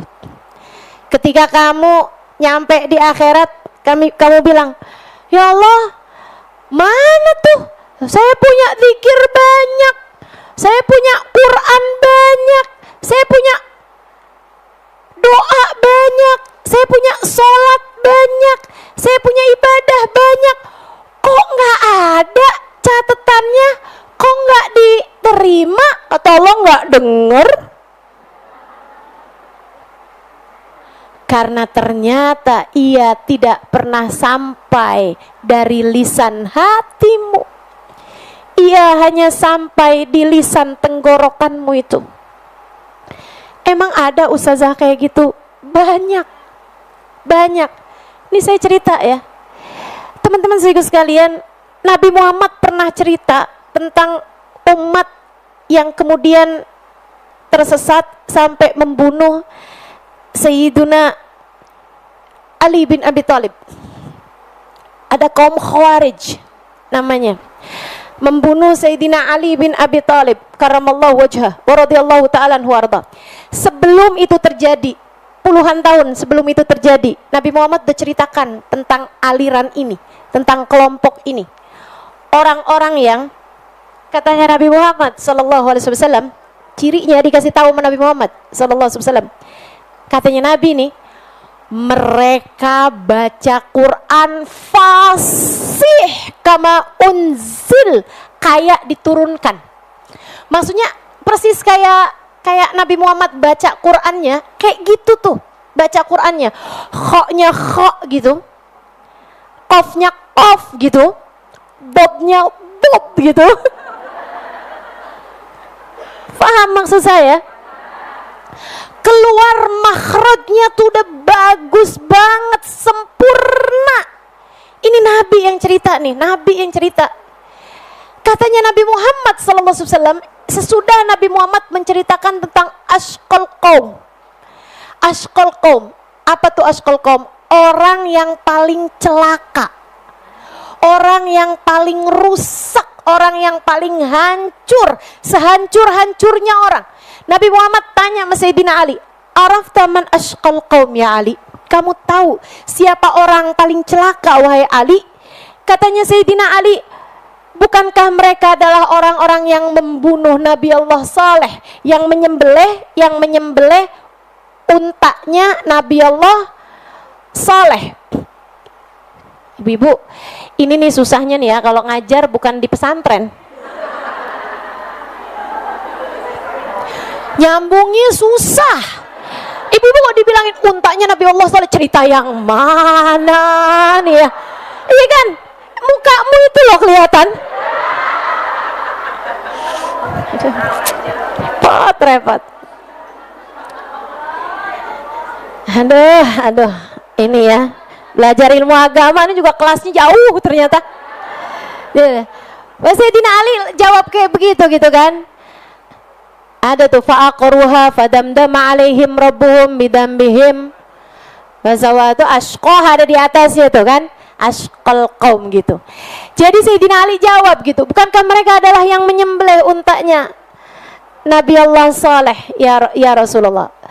Ashqal akhirin, ashqal awwalin, kata Nabi, mereka adalah orang paling celaka dari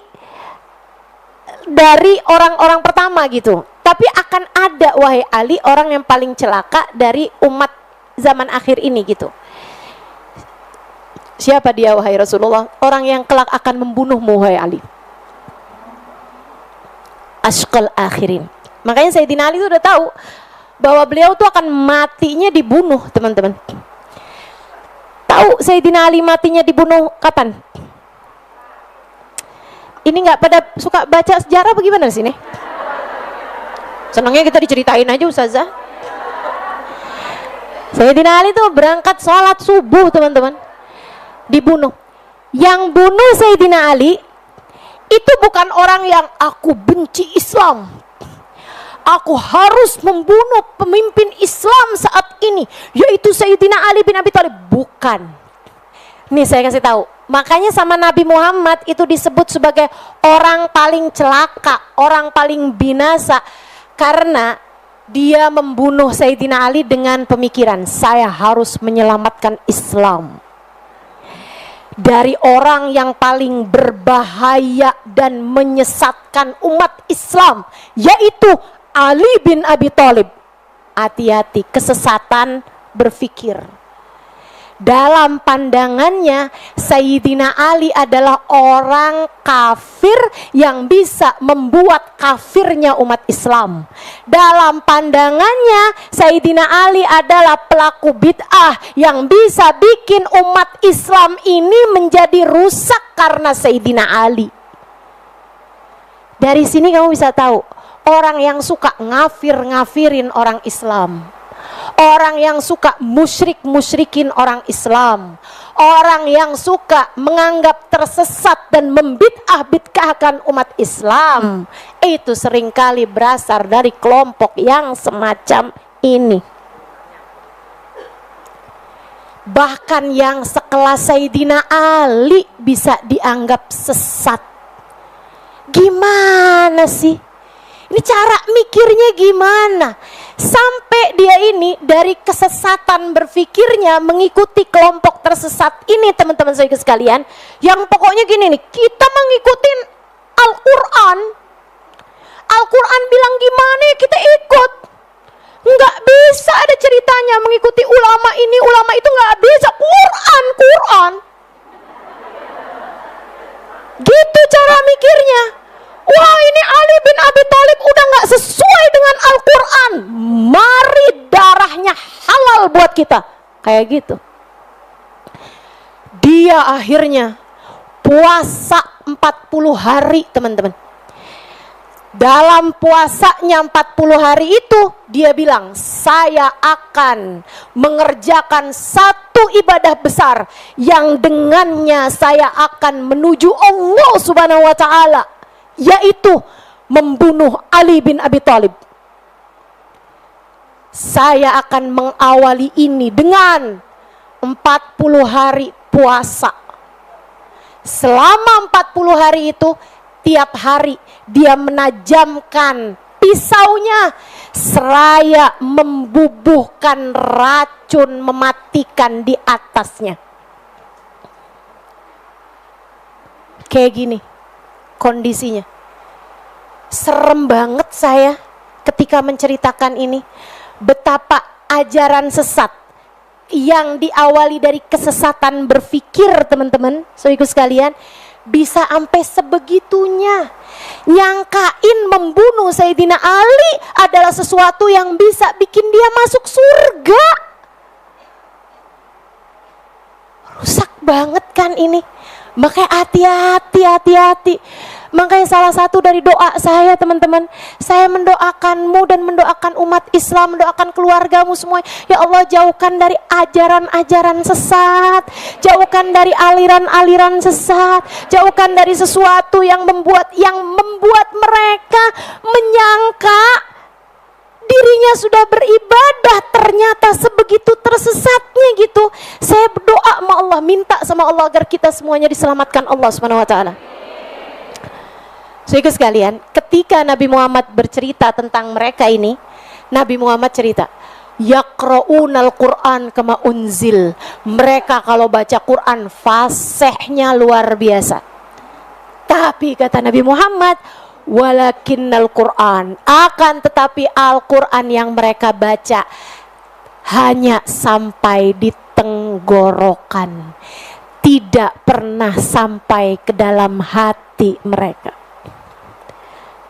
Tanyakan dirimu, Fatihah yang kamu baca dalam sholatmu, adakah ia keluar dari lisanmu, ataukah pernahkah kamu membacanya dari lisan hatimu? Tahiyat yang kamu baca, bahkan syahadat yang kamu baca dalam hidupmu, la ilaha illallah Muhammad Rasulullah, keluar dari lisanmu yang ini ataukah keluar dari lisanmu yang hatimu? Salawatmu kepada Nabi Muhammad keluarnya dari lisanmu yang ini ataukah keluar dari kerinduan hatimu yang di sana? Sebab Allah hanya menerima mata uang asli yang bukan palsu. Yang di sini ini gampang palsunya. Yang di dalammu itu enggak akan pernah bisa dipalsukan di hadapan Allah.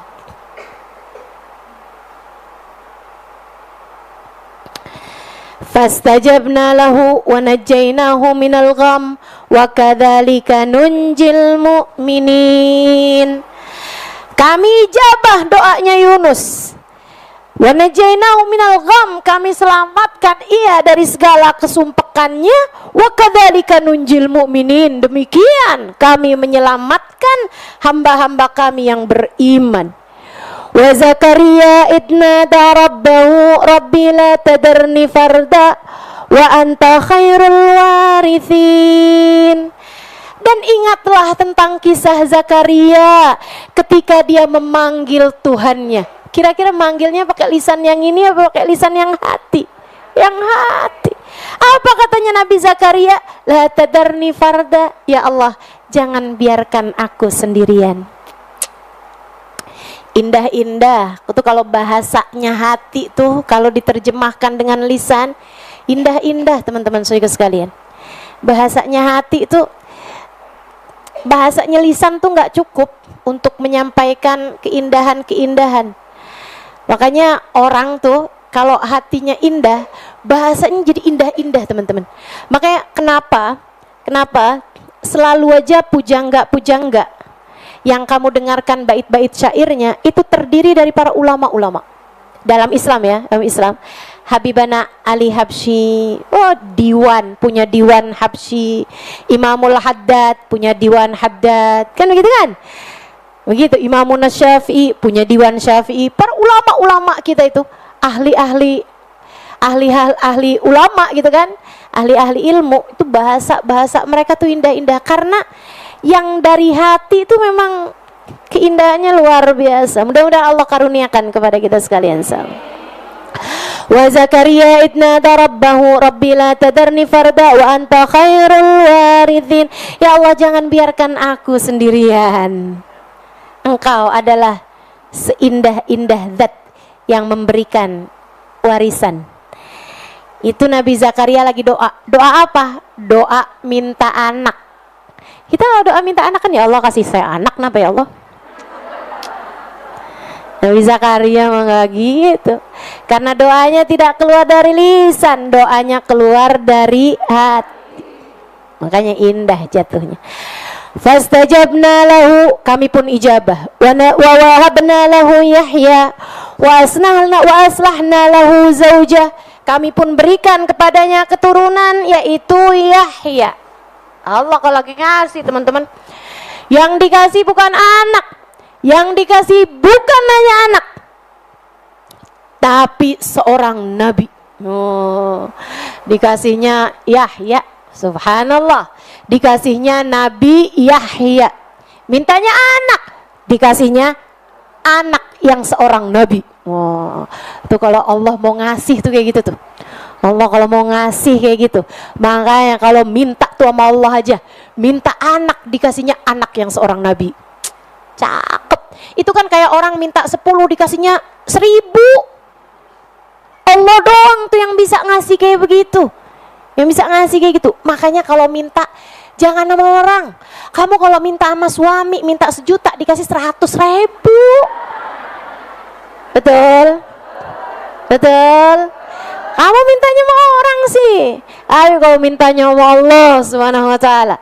Nabi Yahya minta anak, dikasihnya anak yang seorang nabi. Makanya Allah bahasanya kayak gitu tuh. Bukan wa'ataina tapi wawahabna.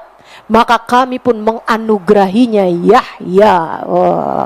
Pakai wahab kata-katanya ya, di atas a'ta nih teman-teman. Memberi yang mengaruniai.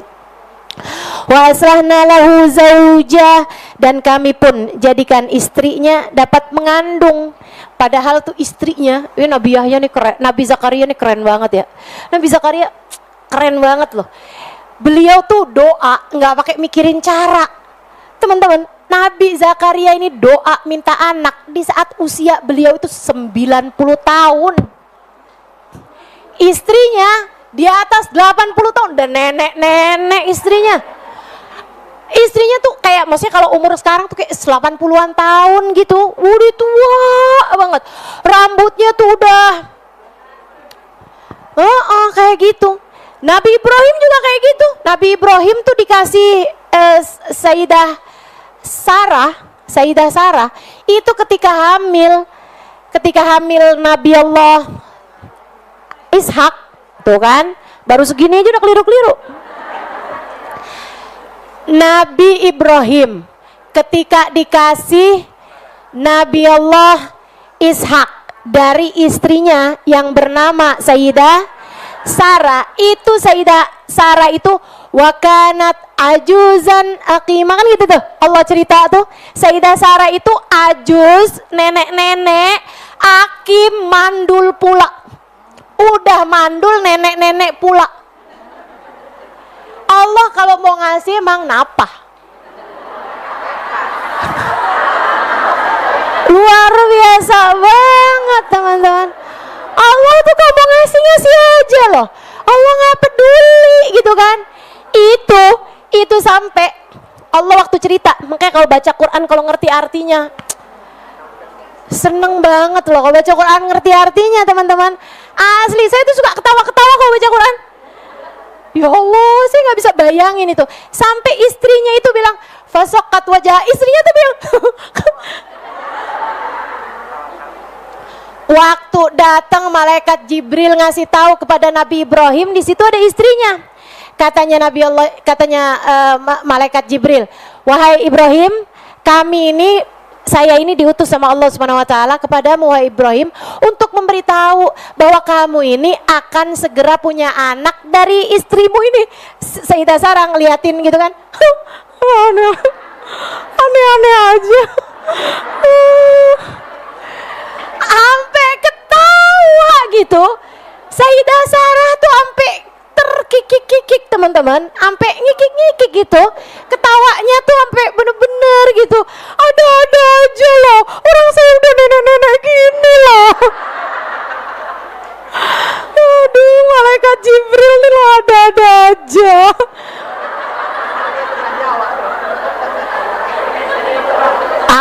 Amil beneran dapat. Allah kalau udah mau ngasih, dan bukan cuman anak yang dikasih, akan tetapi seorang nabi, Nabi Ishak. Masya Allah, Masya Allah. Tuh kayak begitu, Allah kalau mau ngasih aja. Ini subhanallah, Sayyidina Zakaria nih waktu doa gitu kan, doa aja, istrinya udah tua, udah menopause, bahkan istrinya udah menopause teman-teman saya sekalian. Tapi subhanallah ya, yang jadi inian saya gitu, yang jadi pelajaran saya gitu, Nabi Zakaria nih ketika doa aja, nggak pakai pusing mikirin cara. Ya Allah, kasih saya, jangan biarkan saya sendiri ya Allah, Engkau adalah seindah-indah zat yang memberi keturunan, gitu kan ya. Engkau yang maha ya Allah memberikan garis keturunan, bisa-bisa aja sih ya Allah, Engkau ya Allah, apa sih yang Engkau nggak bisa ya Allah, gitu kan.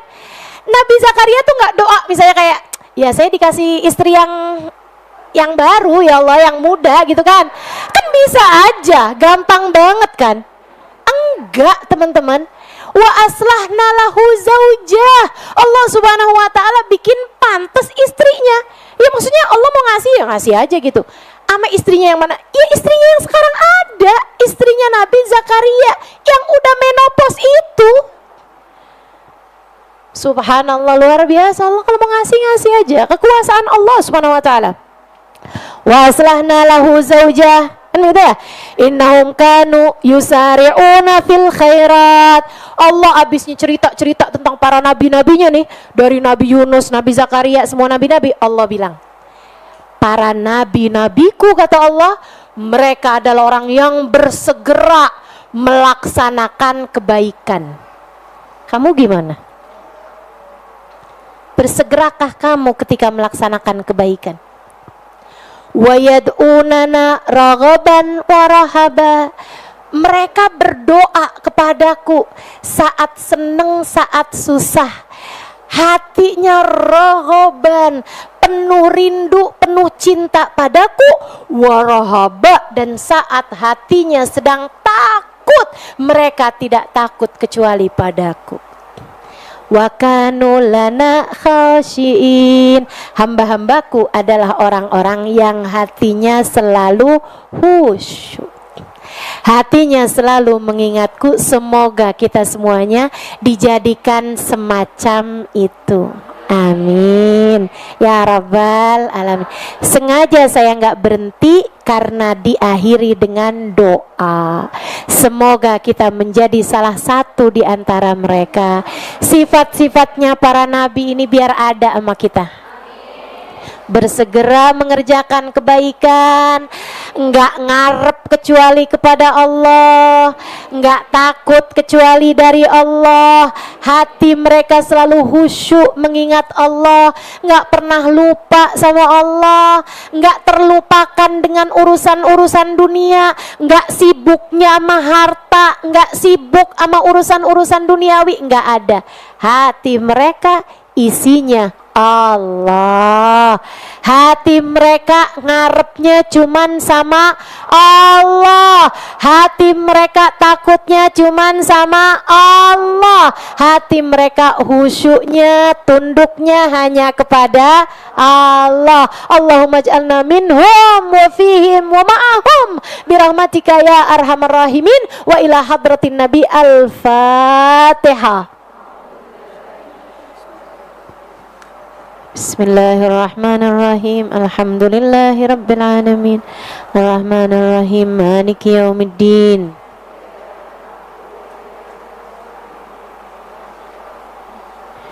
Siratal ladzina an'amta 'alaihim.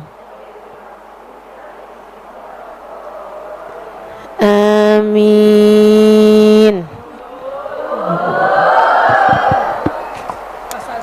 Alhamdulillah. Mudah-mudahan bermanfaat. Kurang lebihnya mohon maaf. Billahi taufiq wal hidayah. Wal afu minkum. Wassalamualaikum warahmatullahi wabarakatuh.